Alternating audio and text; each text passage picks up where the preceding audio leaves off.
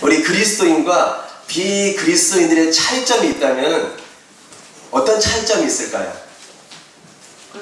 가장 큰 차이점이 있어요. 가장 큰 차이점이 뭐냐면은 아주 삶에 있어서 구별되는 것이 있다는 겁니다.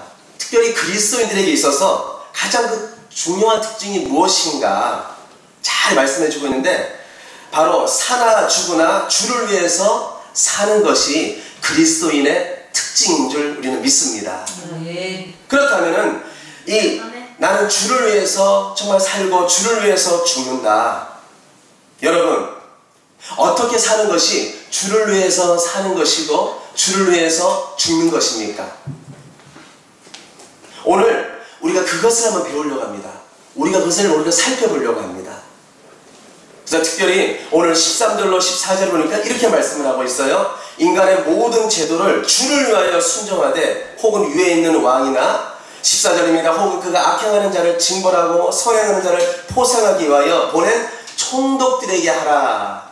이렇게 우리에게 말씀을 합니다. 그러니까 여기서 베드로는 살아도 주를 위해서 살고 죽어도 주를 위해서 죽는 것이 무엇인지 우리에게 설명해 주고 있는 겁니다. 그래서 첫 번째로 인간이 세운 모든 제도를 순복하며 사는 것이 살아도 주를 위해서 살고 죽어도 주를 위하여서 죽는 것이다, 이렇게 말하고 있는 것입니다. 13절을 보세요. 주를 위하여 이렇게 말씀하고 있습니다. 누구 때문에 우리가 세상에 있는 제도와 모든 권위를 우리가 순복해야 될까요? 딱 한 가지예요. 주를 위하여. 누구 때문에요? 주님 때문에 그렇게 해야 된다는 거예요. 그래서 우리가 알고 있는 것처럼 바울이나 베드로가 전도할 당시 로마는 기독교인들을 환영하지 않았습니다. 기독교인들을 핍박했어요. 그래서 많은 그리스도인들을 죄인으로 몰아가지고 현장의 이슬로 사라지게 했습니다. 그것뿐입니까? 재산을 다 몰수하기까지 했어요. 그런데 오늘 베드로가 그런 로마와 그런 총독들의 권세의 권위에 대항하지 말라는 거예요. 잘못됐다. 왜 그러느냐? 그들을 향해서 다가가면 안 되고 그들을 위해서 우리가 힘을, 완력을 쓰면 안 된다는 거예요. 그럼 왜 그들을 향해서 그렇게 해야 되지 말아야 되는가? 15절에 이렇게 말씀을 하고 있습니다. 베드로는 선행으로 어리석은 사람들의 무식한 말을 막기 위함이다, 이렇게 우리에게 말씀을 해보고 있습니다. 상상해 보시기 바랍니다. 그리스도인들이 로마를 향해서 왜 우리의 재산을 몰수해가고, 왜 우리가 예수 믿는다고, 하나님 믿는다고 우리를 왜 이렇게 핍박하고 우리를 죽음의 길로 가게 하느냐? 만약에 조직을 결성해서 만약에 그들을 향해서 봉기를 일으킨다고 해보시기 바랍니다.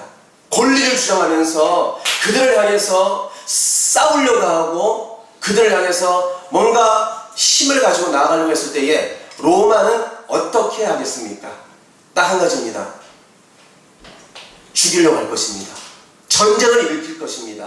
그래서 그리스도인들이 더 힘들어질 것이고, 또한 이 로마인들에게는 더 부정적인 생각을 갖게 할 것입니다. 기독교인들은 봐주면 안 된다. 틀림없이 더 많은 오해를 할 것이고 더 많은 제목을 기독교인들에게 전가시킬 것입니다.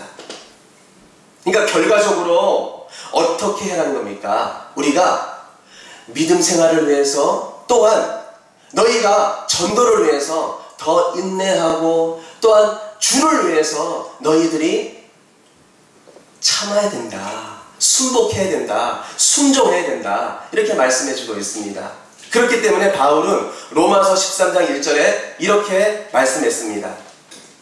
각 사람은 위에 있는 권세들에게 순종하라. 권세는 하나님으로부터 나지 않음이 없나니 모든 권세는 다 하나님께서 정하신 바라.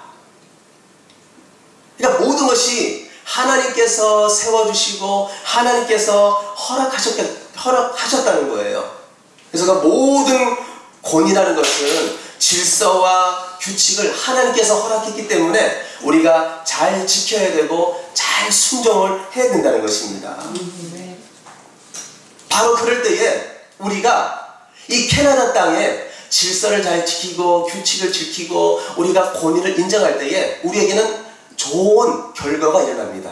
그것이 무엇이냐면은 우리가 믿음 생활하는 데 있어서 신앙생활하는 데 있어서 우리가 고요하고 평안하게 우리가 마음껏 찬양할 수 있고 마음껏 기도할 수 있고 마음껏 말씀을 들을 수 있고 마음껏 전도할 수 있는 좋은 결과가 있는 줄 믿으시길 바랍니다. 그래서 디모데전서 2장 2절에 이렇게 말씀을 하고 있습니다. 임금들과 높은 지위에 있는 모든 사람을 위하여 하라. 이는 우리가 모든 경건과 단정함으로 고요하고 평안한 생활을 하려 합니다. 그러니까 하나님께서 왜 권력을 또한 이 세상의 모든 제도를 우리에게 세우셨을까요? 우리가 왜 캐나다에 운전을 하다 보면은 4번을 쉬어야 될 것이 있습니다. 스톱이라고 서 있어요. 처음에 몰랐어요. 그냥 지나갔습니다. 근데 많은 캐나다 운전하시는 분들이 거기서 그냥 스드만 딱 멈춰서 한 4초 동안을 기다리는 거예요. 근데 많은 분들이 지키는 거예요. 그래서 서로 빨리 오신 분이 좌회전을 하든 우회전을 하든 먼저 가고 또한 직진에 먼저 가고. 근데 이게 얼마나 편한지 모릅니다. 안 지킬 때는 불편한데 지키니까 서로 양보하고 서로 웃어줄 수도 있고, 야, 캐나다가 이게 질서가 있는 나라구나, 살기 좋은 나라구나. 처음에는 적응이 안 되는데 살면서 편해지면서 너무 좋아지는 거예요. 그렇습니다. 캐나다 많은 나라에 우리가 지켜야 될 그런 규칙이 있고 우리가 순종해야 될 것이 있는데 그 모든 것이 악한 것을 막기 위해서, 그리고 모든 것에 우리가 세금을 얼마나 냅니까? 캐나다에 와서 왜 그렇게 세금을 많이 내는지 너무 많다고 생각했는데 이 캐나다에는 어려운 분이나 노후 대책이나 여러모로 이 세금을 가지고 알차게 쓰고 있고 가난한 홈리스까지도 섬기고 있고, 이 세금으로 캐나다의 많은 어려운 분들이 또한 누릴 수 있도록 마음껏 섬기는 모습을 듣고 또 제가 봤습니다.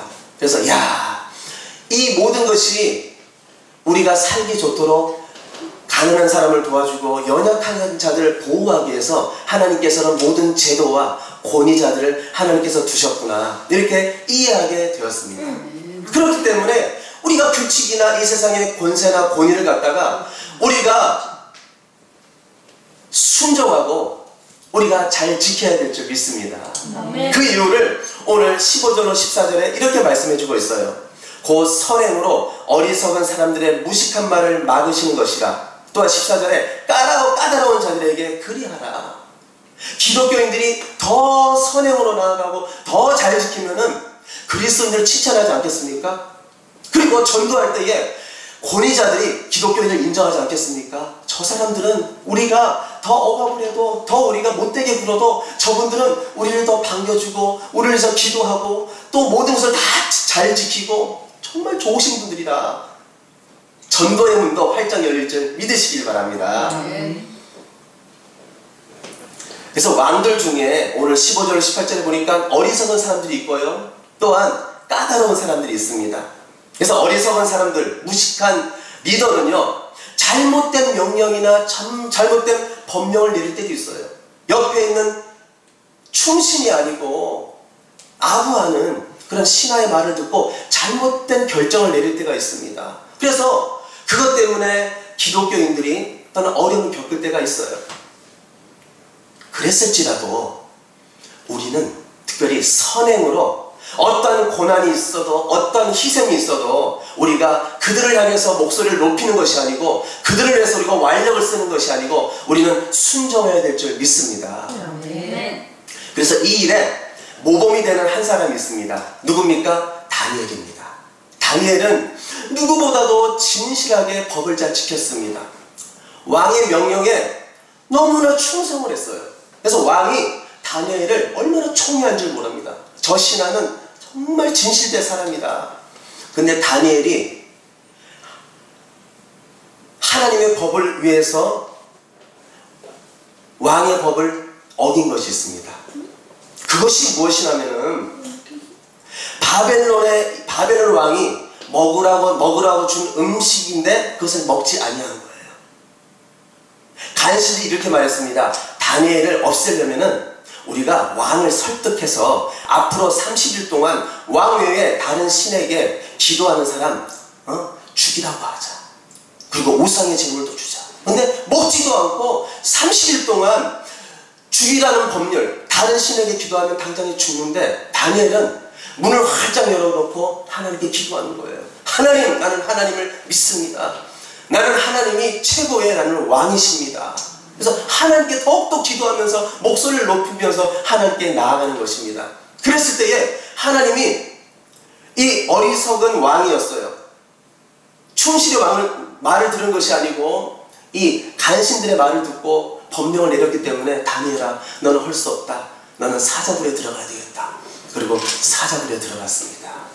근데 어떤 일이 벌어졌을까요? 사자굴에 넣었는데 세상에 살아서 나오는 거예요. 이게 웬일입니까?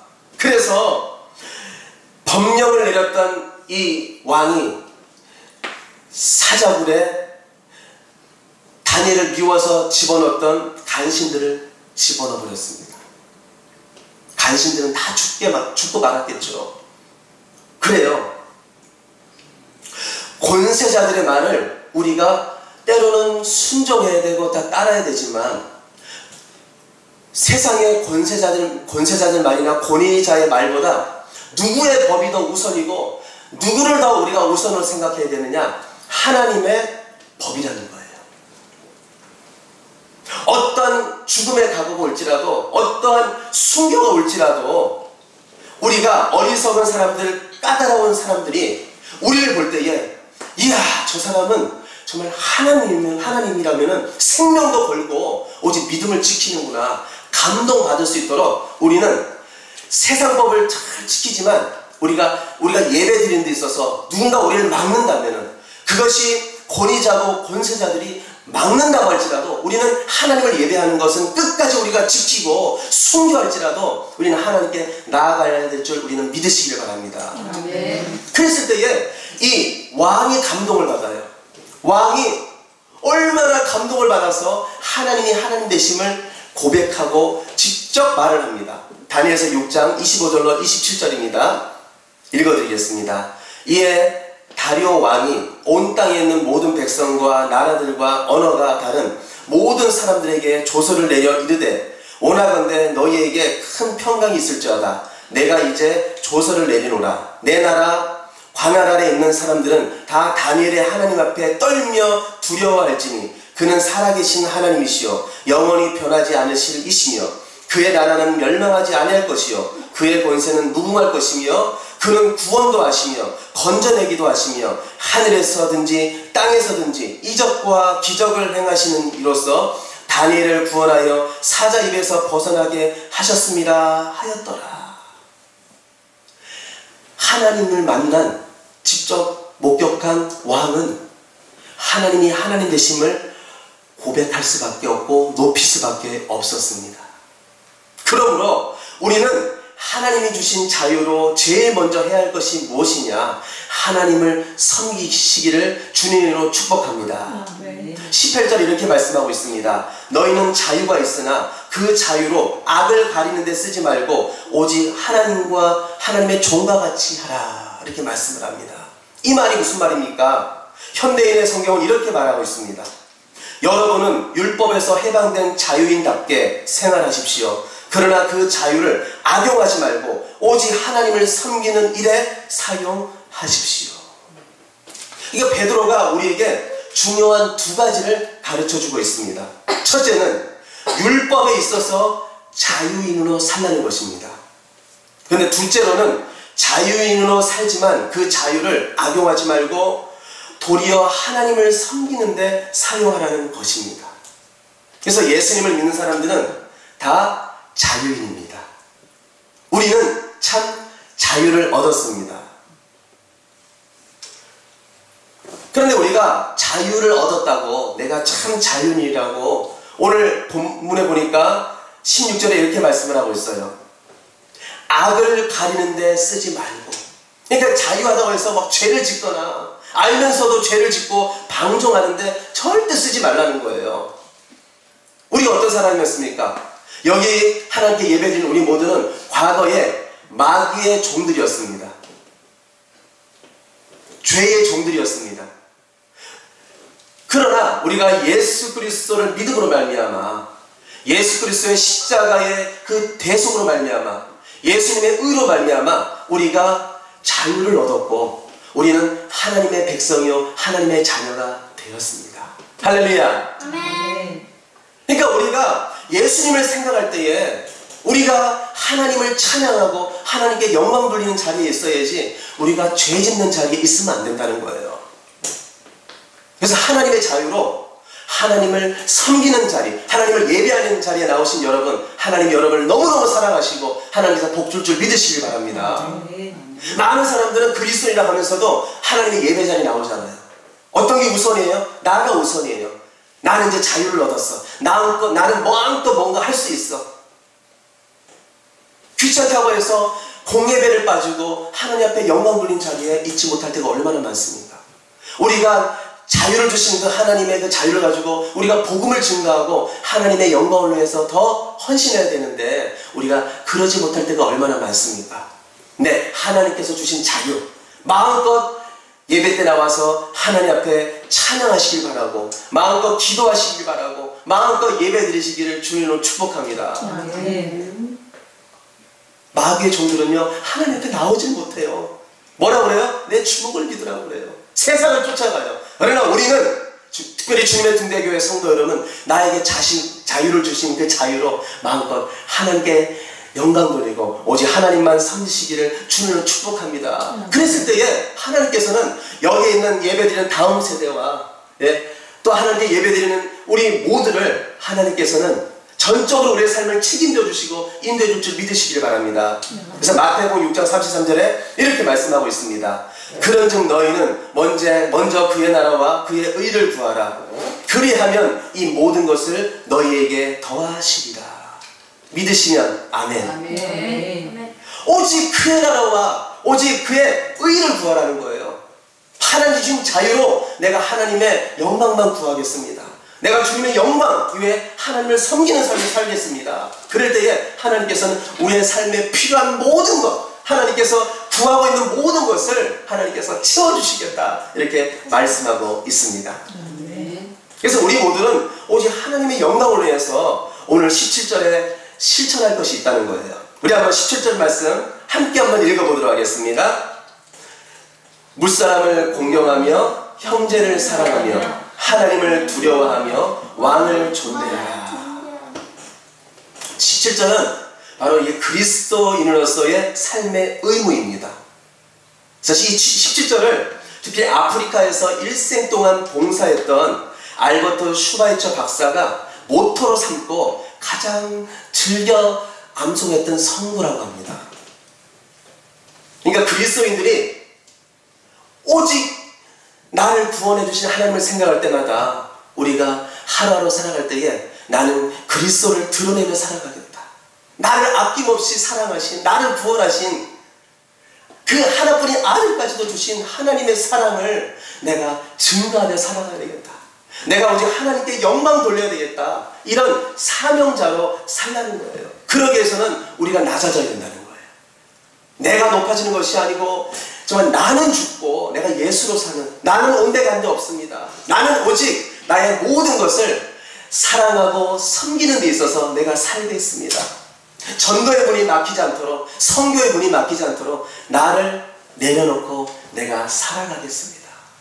그래서 예수님께서 이렇게 말씀하셨습니다. 마태복음 5장 16절입니다. 이같이 너희의 빛이 사람 앞에 비치게 하여 그들로 너희 착한 행실을 보고 하늘에 계신 너희 아버지께 영광을 돌리게 하라. 이것이 우리의 사명이라는 거예요. 우리가 사업장을 하는데 우리가 일터에 가서 학교에 가서 우리가 잘못 말하고 잘못 행동해서 예수님이 욕먹고 하나님의 영광이 가리면 되겠습니까? 절대 그렇게 하면 안 된다는 거예요. 그래서 예수님은 하나님의 뜻이라면은 순종하셨고 죽음의 길도 가셨습니다. 그래서 누가복음 22장 42절에 이렇게 말씀합니다. 이르시되 아버지여 만일 아버지의 뜻이거든 이 잔을 내게서 옮기시옵소서. 그러나 내 원대로 마시옵고 아버지의 원대로 되기를 원하나이다 하시니. 그러니까 이렇게 순종하셨어요. 모든 것을 다 죽음의 길까지 내려놓으신 거예요. 이렇게 순종한 예수님, 그 결과는 어땠을까요? 그 백부장과 많은 그 지키던 자들이 마태복음 27장 54절에 보니까 이렇게 고백을 합니다. 백부장과 및 함께 예수를 지키던 자들이 지진과 그 일어난 일들을 보고 심히 두려워하여 이르되 이는 진실로 하나님의 아들이었도다 하더라. 아버지의 뜻이라면은 내가 죽을지라도, 내가 손해볼지라도 포기해야 된다는 거예요. 하나님의 영광이 우선이라는 거예요. 아무리 규칙과 아무리 권위자와 권세가 지켜야 되지만 하나님이 뒷선에 있는 것이 아니고 그것이 먼저라는 거예요. 그래서 하나님의 영광을 위해서 우리는 때로는 죽음의 길, 내가 모든 것을 포기할지라도 우리는 순종하시길 주님은 축복합니다. 그래서 말씀을 마치려고 합니다. 우리 가정에서나 사회에서나 하나님이 주신 질서 잘 지키라고 합니다. 하나님이 세우신 권위를 존중하고 그것에 순종하라고 합니다. 그러나 그 모든 것이 하나님보다는 앞서지 못한다는 거예요. 그래서 우리가 특별히 그리스도의 삶의 특징이 뭐냐면 하나님을 예배하고 하나님의 영광을 위해서 살아가는 것, 그것이 먼저라는 거예요. 그래서 오늘 렌치 사모님 오셔서 이렇게 함께 예배드리는 것이 얼마나 이것이 하나님께서 기뻐하시는 거죠. 그래서 하나님의 법은 하나님을 예배하고 하나님께 영광 돌리며 나아가는 것입니다. 오늘도 하나님께 나온 우리 모두를 하나님께서 정말 그리스도인의 특징을 삶의 현장에서 나타내며 하나님께 영광 돌릴 수 있는, 그래서 우리 주님의 등대교와 이 캐나다에 많은 이들이 구원받고 하나님께 영광 돌릴 수 있도록 그날이 오도록, 그리스도의 계절이 오도록 귀하게 쓰임받을 줄 믿습니다.